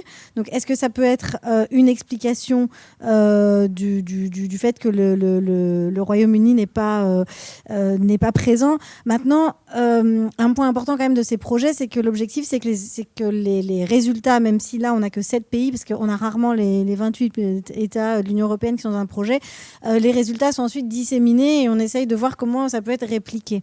Donc voilà ce que je peux dire sur le projet Basis. Merci Madame Lang. Madame Adib. Ou je commence. Je vous en prie, alors, monsieur. Si j'ai bien compris, mais ça demandera peut-être une petite précision, c'est ce que vous disiez, c'était dans quelle mesure un investissement public, enfin un subventionnement à la mobilisation de la ressource va aboutir à un accès ouvert à l'ensemble des utilisateurs sur un marché. Bon. Alors, comme on dit dans ces cas-là, pour prendre sa respiration, c'est une excellente question et je vous remercie de me l'avoir posée. Le marché du bois, en France, est un marché relativement archaïque parce que les produits sont très hétérogènes. Je ne parle même pas... Enfin, il y a des essences différentes, mais même au sein de la même essence, suivant la provenance, suivant l'âge du bois, les choses sont pas... Donc, c'est un marché qui est archaïque. Ce n'est pas une critique, c'est un constat par rapport au marché des matières premières agricoles, par exemple. Donc, ça, c'est une première difficulté. Mais l'Office des forêts, qui gère la forêt publique, a des règles extrêmement strictes de mise en marché qui sont sous forme d'enchères ouvertes et totalement, pour le coup, réglementée et transparente, à tel point d'ailleurs que je rejette par avance les critiques qui sont faites à l'office de vendre du bois à des gens qu'il ne faudrait pas. Parce qu'on a ça aussi. Hein, nous, on vend le bois suivant la règle, et puis alors après, vous avez quelqu'un qui va dire « Ah oui, mais vous l'avez vendu à l'autre. Il fallait le vendre à moi. Parce que moi, je suis quelqu'un de bien, tandis que lui, là-bas, ça ne va pas du tout. En plus, il va le vendre en plus ailleurs. » Bon. Donc, cette idée est une idée très ancienne, que le bois est une richesse quand elle est publique, et qu'elle doit être ouverte dans des conditions relativement transparentes, malgré l'archaïsme du marché. Pour le reste, je vous avouerai qu'on s'est avant tout concentré sur comment réunir au profit de la forêt de long terme une ressource stable pour lui permettre d'investir correctement, qu'elle soit publique ou privée. Et nous, derrière la tête, nous, forestiers, on a quelque chose en tête. C'est le carbone, l'aménité fixation du carbone qui a été décrite tout à l'heure. Il n'y a pas de raison qu'une partie des produits des ventes de quotas carbone ne reviennent pas à l'outil principal de fixation du carbone. C'est homéopathique, encore une fois, on ne demande pas beaucoup, mais si on pouvait en avoir un petit bout, c'est bien. Et l'eau, si vous faites une étude sur le prix de l'eau et le coût du traitement de l'eau, suivant que les bassins sont forestiers ou agricoles, vous verrez que la forêt fait faire une économie à la société en matière de coût de l'eau. Et il serait assez légitime qu'on nous permette de continuer. Donc, principe aussi d'additionnalité, je me tourne aussi vers les spécialistes des questions européennes. Quand les forestiers disent « mais il faudrait nous aider à continuer à fournir ces services environnementaux », on nous dit « ah non, vous les rendez déjà. Non, continuez. Si vous faisiez mieux, on pourrait vous aider. Mais comme vous faites déjà très bien, vous n'aurez rien. » C'est ma vision un peu rustique du principe d'additionnalité. Mais je vous rassure, nous n'allons pas commencer à épandre des engrais en forêt pour ensuite être financés pour arrêter. Hein, et nous n'allons pas commencer à saccager la forêt pour qu'ensuite, enfin, on vienne nous dire qu'il faudrait faire autrement en nous fournissant quelques aides. Nous continuerons d'être vertueux, mais ça n'empêche pas d'être têtus. Voilà. Merci, Monsieur Collet. Madame Adib, vous voulez ajouter quelque chose sur ce point? Il nous reste encore le temps de poser une ou deux questions. Hein. C'est peut-être plutôt le... Là, c'est pas du tout quantitatif, je dirais, mais dans les discussions qui ont lieu au niveau international, même dans le domaine des énergies renouvelables, on voit que souvent, quand on parle de la biomasse, même les experts ENR vont dire « Ah oui, la biomasse, c'est compliqué ». On ne comprend pas trop, on est intéressé par le terawattheure qui est produit, par l'électricité qui est produite. Mais c'est vrai que le schéma, la compréhension de quelle est la ressource primaire, quelles sont les voies de transformation, quelles sont les utilisations, etc., c'est hyper complexe pour quelqu'un qui n'est pas à l'intérieur. Du coup, je pense que c'est probablement une des raisons pour lesquelles beaucoup d'acteurs vont plutôt se focaliser sur l'énergie produite que sur l'énergie primaire. Et je pense que le secteur a réellement un intérêt, et c'est ce que je disais un peu initialement, de participer et présenter le secteur et créer justement une meilleure notion, une meilleure connaissance, une meilleure, ou bien mieux montrer les aspects positifs de la biomasse dans un mix énergétique et utiliser des forums internationaux qui existent par rapport à cela pour changer cette donne. Merci Madame Adib. Monsieur, vous avez un micro, je crois aussi. Oui, je m'appelle Christ. On vous entend très bien. Non, mais prenez le micro quand même pour ceux qui sont au fond de la salle. Je crois qu'il ne fonctionne pas. Si, il fonctionne très bien. Si. Donc, je m'appelle Christer Rosenquist. Je travaille pour une société qui s'appelle Clean Tech Trade, qui est associée dans le commerce du bois. Et nous approvisionnons pour, les grands énergéticiens français, dont ici il y a un certain nombre de champions, aussi bien au papier aussi et au scierie. J'ai deux questions par rapport au développement mondial du bois. Le premier, je suis étonné qu'il n'y ait pas de banquier autour de cette table.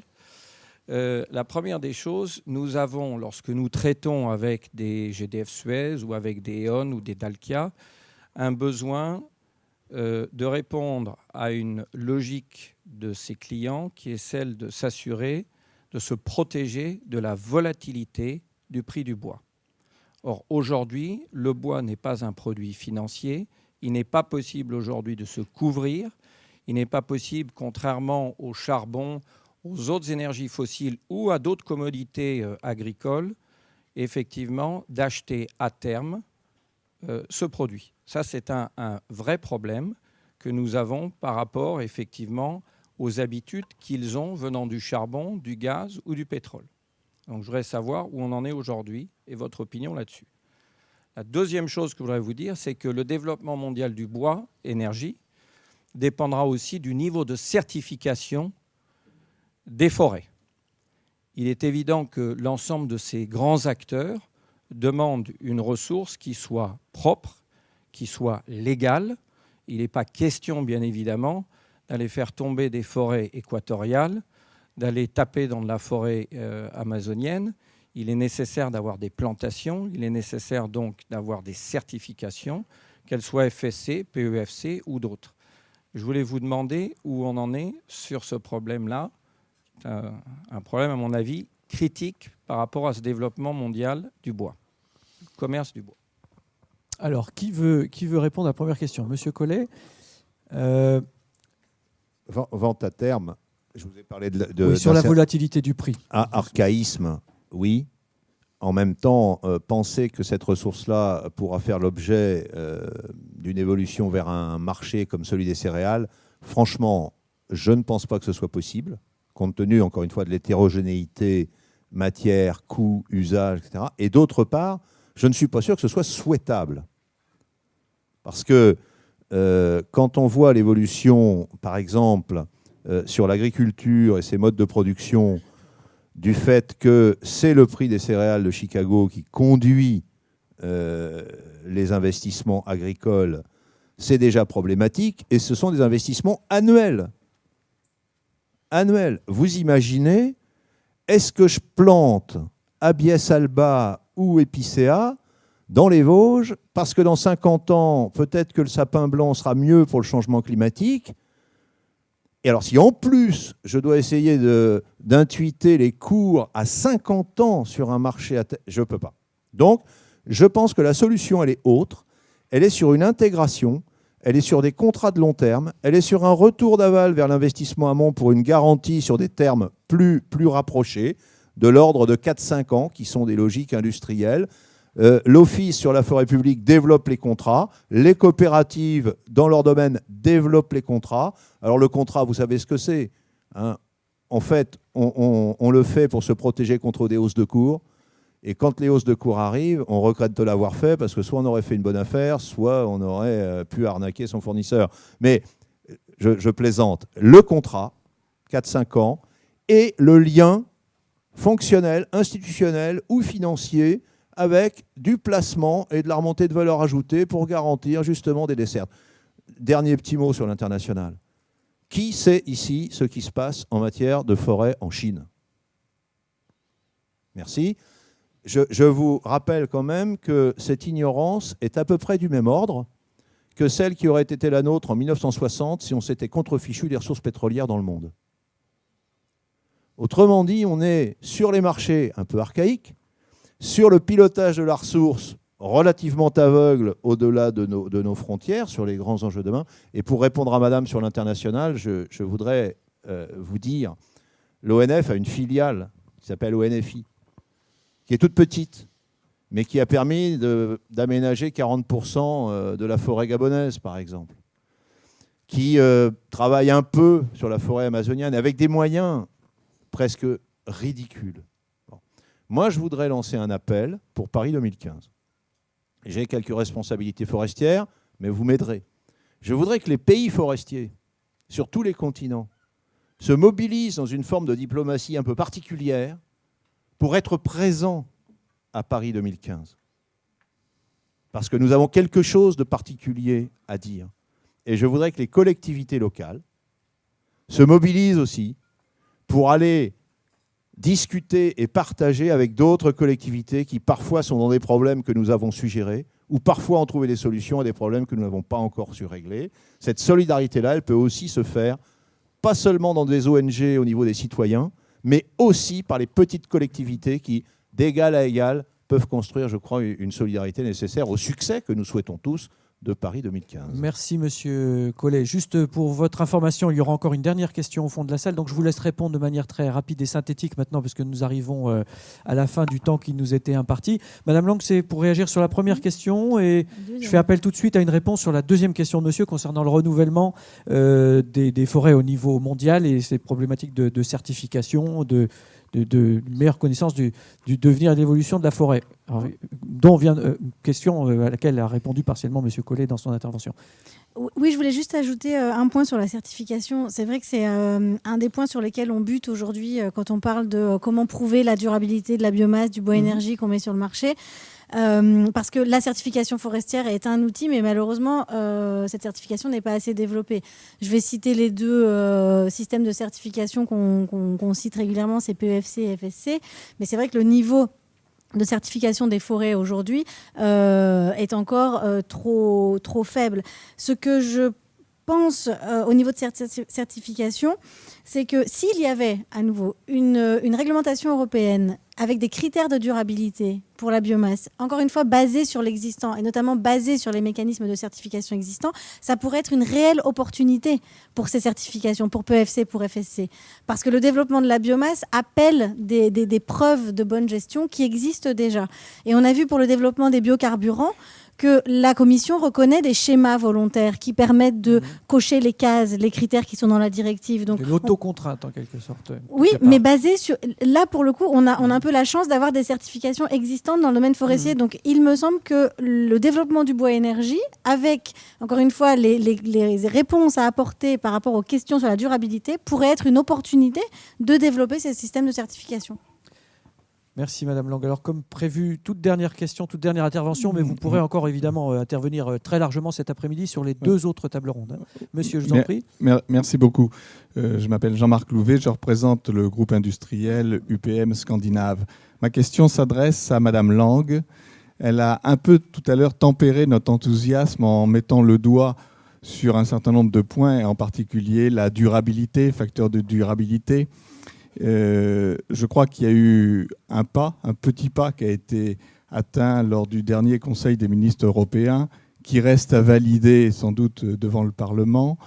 Le problème, c'est qu'aujourd'hui, il y a dans ce domaine des règles, de l'environnement réglementaire européen, il y a un tel flou, ou du moins des règles qui ne sont pas définies aujourd'hui et qui rendent pratiquement aujourd'hui impossible des décisions d'investisseurs. On a parlé de projets. Madame Royal, tout à l'heure, nous disait qu'il faudrait que les projets se fassent en 2 ans. Je veux dire, aujourd'hui, c'est totalement illusoire de demander à des investisseurs d'investir sur des projets qui vont coûter des centaines et des centaines de millions, alors qu'on ne sait pas ce qui va se passer dans 2 ans, dans 3 ans, dans 5 ans. On ne parle pas de 50 ans, on parle simplement d'une visibilité à 5 ans.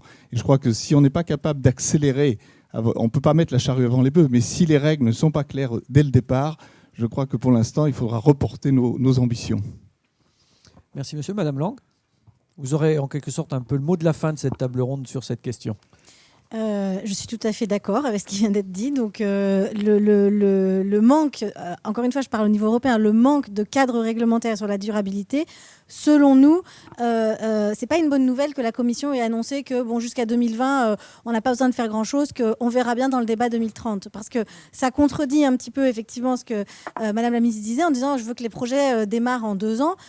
Aujourd'hui, j'avoue que l'annonce de la Commission sur le fait qu'il n'y aurait pas de directive sur la durabilité avant 2020, au plus tôt, ça n'a pas vraiment fait plaisir aux investisseurs. Et donc, non seulement c'est important d'avoir un cadre, j'ai envie de dire, aujourd'hui qui est déterminé et qui soit sur le long terme et qu'on ne va pas changer dans 5 ans. Parce que ce qui a été mentionné aussi rapidement ce matin, c'est sur les biocarburants. Il y a une décision récente sur le changement indirect d'affectation des terres qui vient remettre en cause les décisions qui avaient été prises en 2009. Donc nous, ce qu'on demande, c'est un schéma réglementaire déterminé, décidé le plus rapidement possible, et qu'on sache qu'au moins pour les 10 ou 20 prochaines années, ça ne bougera pas. Et donc, voilà, c'est vraiment un point important de notre position au niveau de l'Association européenne de la biomasse. Et je terminerai par dire que c'est vrai que j'ai attaqué en disant je vais amener une petite touche de pessimisme, mais je vais terminer par une touche d'optimisme en disant qu'on est quand même très motivé, qu'on continue de se battre au niveau européen, et pas tout seul, avec toutes les autres énergies renouvelables. Parce que clairement, aujourd'hui, les le secteur sur lequel il faut argumenter, contre lequel il faut argumenter, c'est le secteur fossile, et c'est pas les renouvelables entre elles qui doivent tirer la couverture, c'est contre le secteur fossile, qui vient de publier une étude, si ça vous intéresse, qui est en ligne, indiquant que les énergies fossiles, le gaz et le pétrole ramènent des milliards d'euros de revenus au niveau européen, alors que les énergies renouvelables coûtent très très cher. Et donc il y a une campagne de communication qui a été lancée au niveau européen. Donc le message d'optimisme, c'est continuons notre combat et continuons-le avec les autres sources d'énergie renouvelable. Merci Madame Lang pour cette quasi-conclusion. Je voudrais juste m'assurer, par courtoisie envers Monsieur Bentelet, je voudrais m'assurer que vous n'ayez pas une dernière chose à ajouter, parce que nous ne vous avons pas beaucoup interrogé. Peut-être avez-vous entendu quelque chose d'intéressant à partager avec nous pour une dernière intervention, si vous le voulez. Merci, c'était très intéressant pour moi, pour m'informer ici de ce qui se passe en France, parce que je suis convaincu qu'on va gagner cette compétition seulement si on trouve un chemin international pour faire ça. Merci pour cette conclusion également. Écoutez, nous terminons à l'heure dite, celle que nous étions convenus pour terminer cette première partie. Je vous propose d'applaudir nos intervenants pour les raccompagner dans la salle.